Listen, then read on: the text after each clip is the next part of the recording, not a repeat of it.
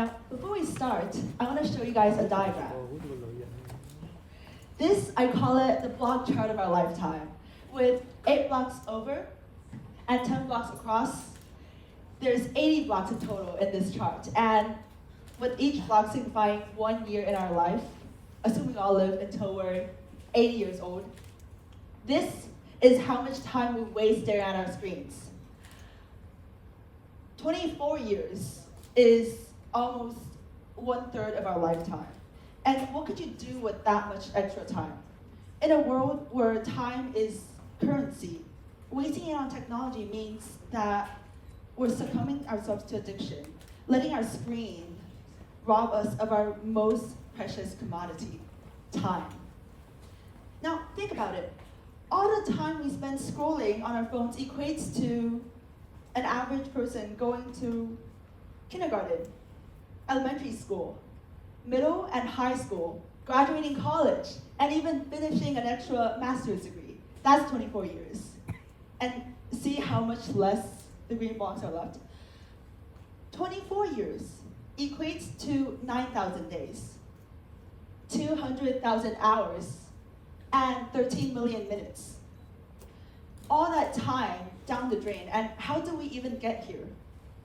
Well, back in the 1980s, the internet was already a thing, but due to technical limitations and the high cost, it hadn't really entered the average household. And that is why back then, people would have spent, on average, 11 hours per week just reading.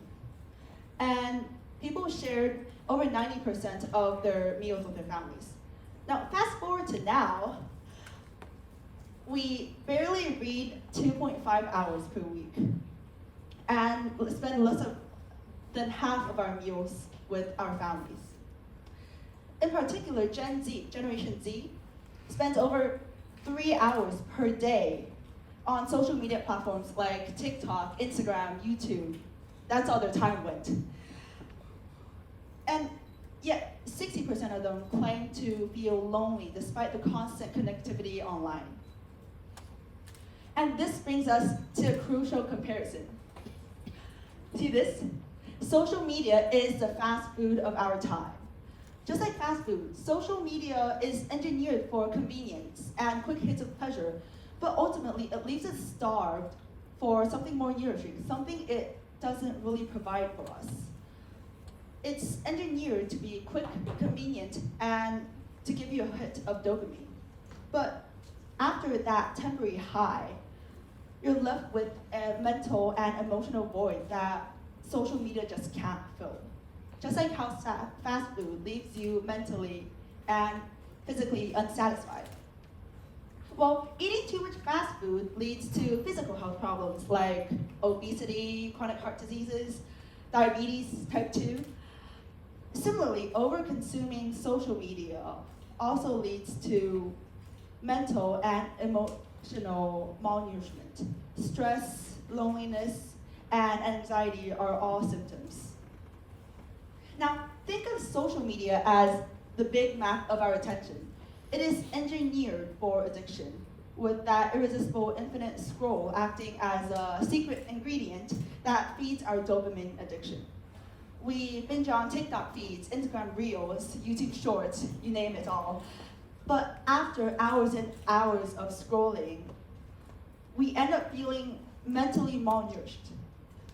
Our brains are overloaded with fleeting entertainment, but ultimately it's deprived of anything important, any important information or growth is deprived. So why do we keep eating this junk? It's simple. The answer is convenience. Like fast food, drive-through algorithms serve us content in seconds. There's no effort required on our end. You just scroll and continue to scroll.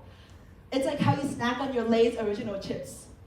You pick, and until you realize you're already halfway down the pit hole. And here's the thing, tech companies know exactly what they're doing to us. Well, as Trishan Harris from the Center for Humane Technology calls it, these companies are intentionally brain hacking us. Like how McDonald's tested out their perfect formula, their perfect menu, feeding us fast food while leaving us with an aching hunger for more, a hunger that never truly gets satisfied.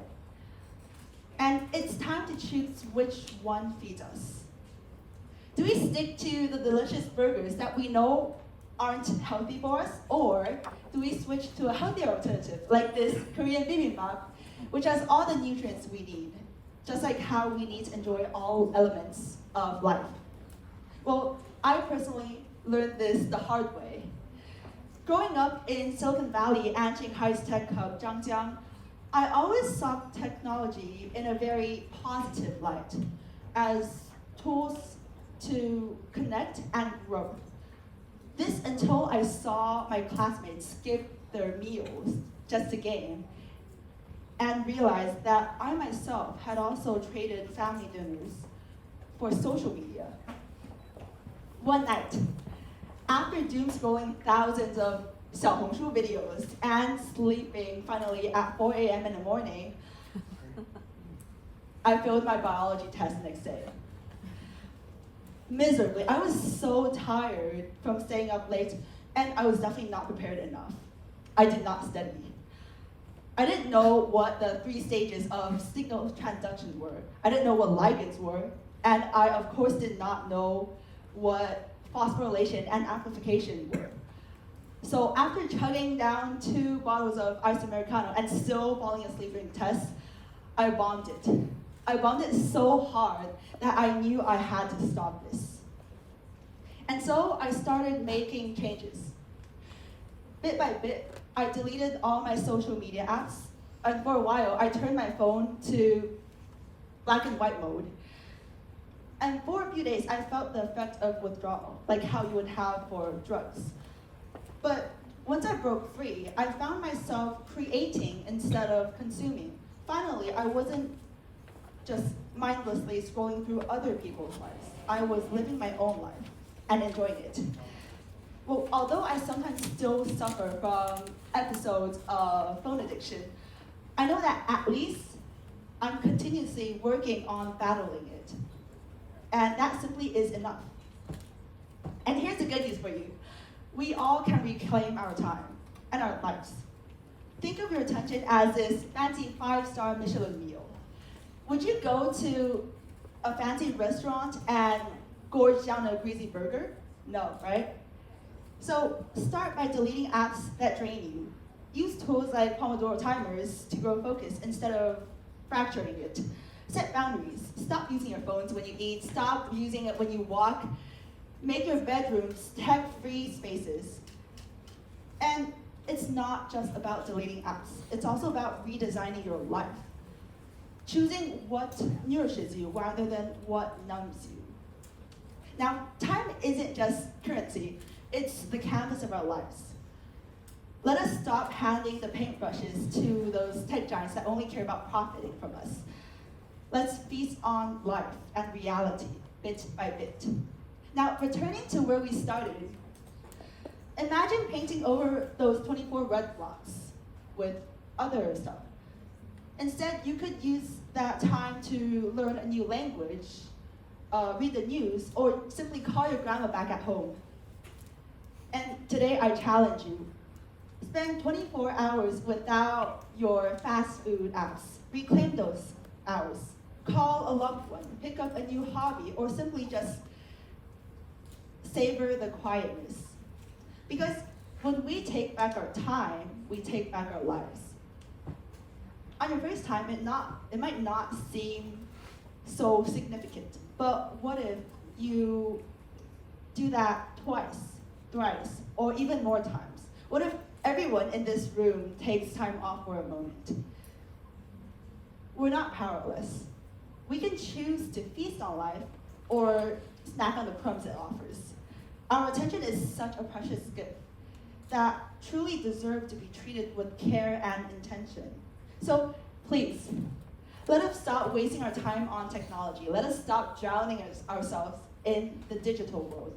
Go out, walk on grass, feel the sunshine, step in puddles, live your life like how you should. Because there is so much more to it than that little metal box you're all holding. Thank you.